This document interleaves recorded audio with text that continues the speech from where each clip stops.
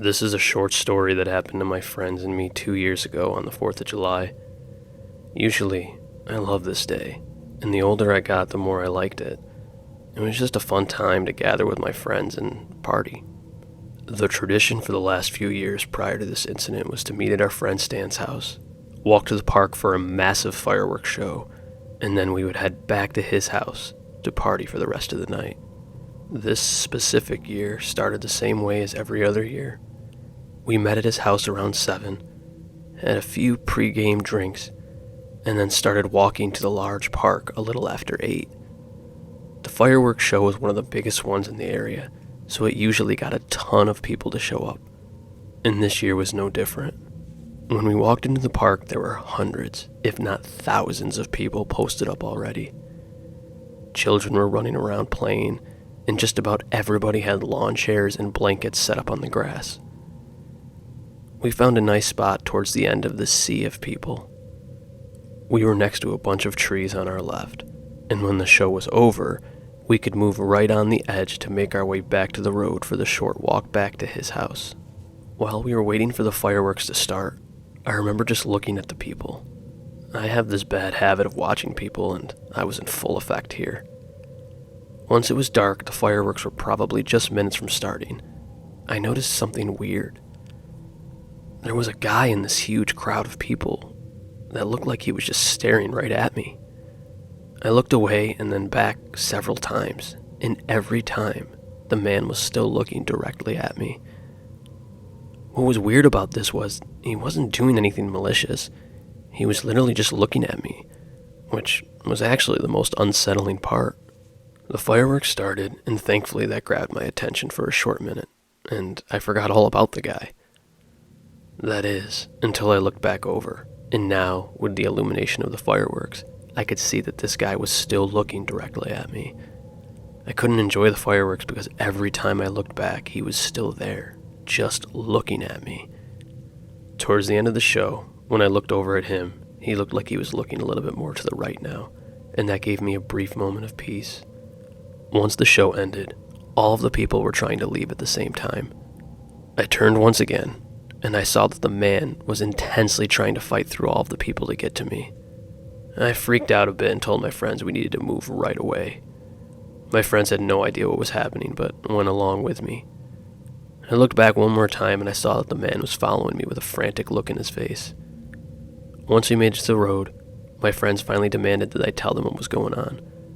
I told them that this guy had been watching me for the entire time we had been sitting there, and once the show ended, he was trying to get to me. I told him that I didn't want to take any chances and that I just wanted to get away. We made it back to Stan's house and hung outside for a while, drinking some beer and enjoying the 4th of July festivities.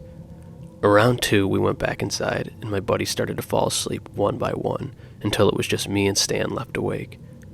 Before we called it a night, Stan went to go lock the door, and he said in a haunting voice, what did that guy from the fireworks look like?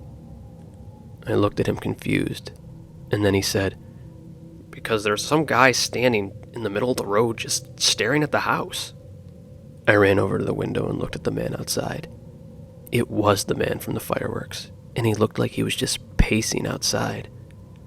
Stan called the police while I kept my eye on this creep. While we were waiting for the cops, the man made his way to the front porch. I was looking through the peek hole of the door, and I noticed the man was small and old. He looked nervous and hesitant to knock, but he finally did. It was a fast and frantic knock like he was in a hurry. Instead of talking to him, I just bursted through the door and knocked the man over. I grabbed him and put him in a headlock just in case he had a weapon. While I was detaining the man as we waited for the police, the man uttered the single most horrifying thing I had ever heard when he said, "There's a man in your house with a knife."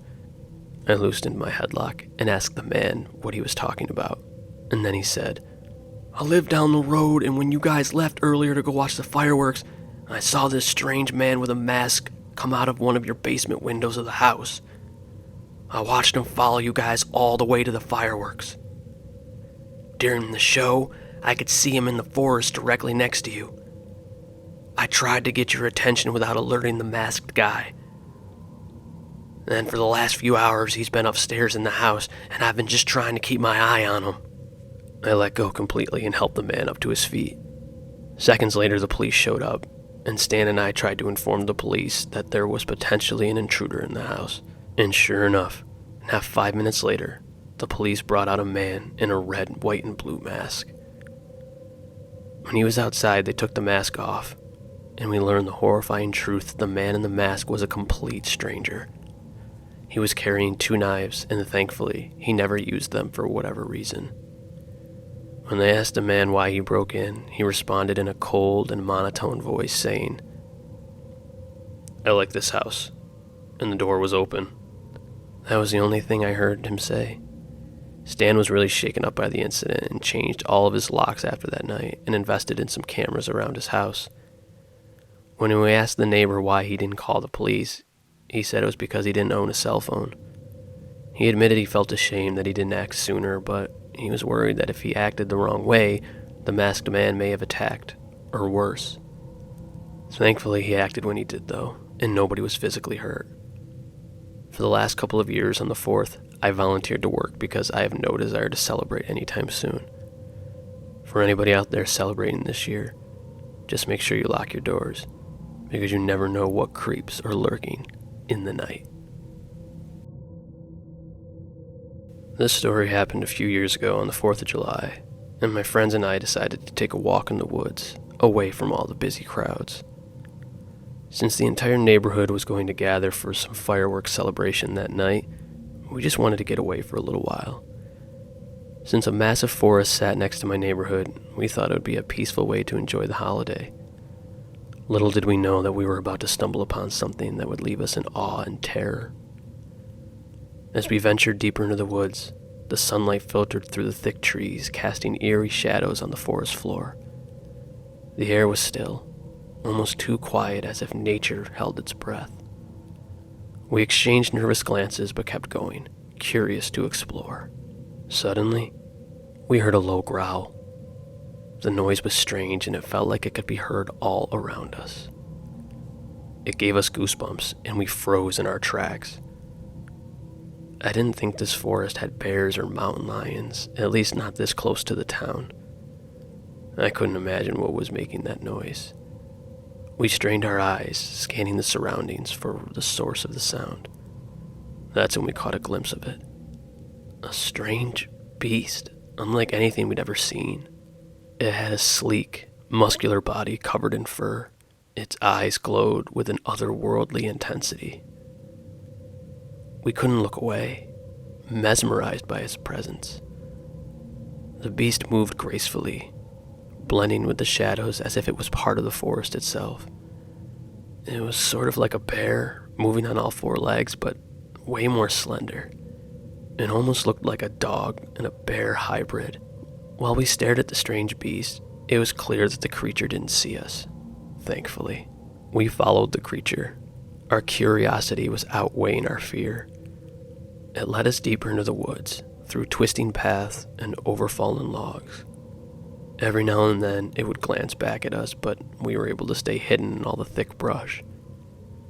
It was starting to get darker, and we knew we had to head back soon. Not only would our parents start getting angry, but we'd also get lost in the woods with no light. Then, with almost no notice, the beast stopped. Then it stood up on its hind legs like a person. We couldn't believe our eyes. The creature turned at us, growled in the most horrifying sound I had ever heard, and started to charge at us on 2 feet. We sprinted through the woods as fast as we could. We could hear the creature growling as it chased us. Its heavy feet could be heard hitting the ground as it closed in on us. We were almost at the end of the woods, and the creature stopped. We ran to the forest line and turned one last time. The creature stood there and stared at us, let out one last growl, and then turned and ran back into the woods. We sprinted back to the neighborhood party and tried telling everyone what we saw, and of course, everyone just thought we were either making it up or that maybe we encountered some sort of coyote. Instead of watching the fireworks, my friends and I went inside and tried to research animals that met this description, and we couldn't find anything. Well, we couldn't find anything that was real. This creature was at least 7 foot tall, and you could see the muscular definition through all the fur. Its face was almost wolf-like, but the growl was the most unsettling thing. I listened to what felt like hundreds of growls on the internet, and I still couldn't find the exact sound of that nightmarish growl. We have no idea what we saw that night. Since my entire friend group witnessed the same thing, I know I'm not crazy. I understand that life can be stranger than fiction sometimes, but this is something that I can't even begin to understand. If anybody out there has any idea of what this creature was that night, please, let me know. And if you live in the Midwestern United States, be careful exploring the woods, because you just may encounter whatever beast we encountered on that 4th of July.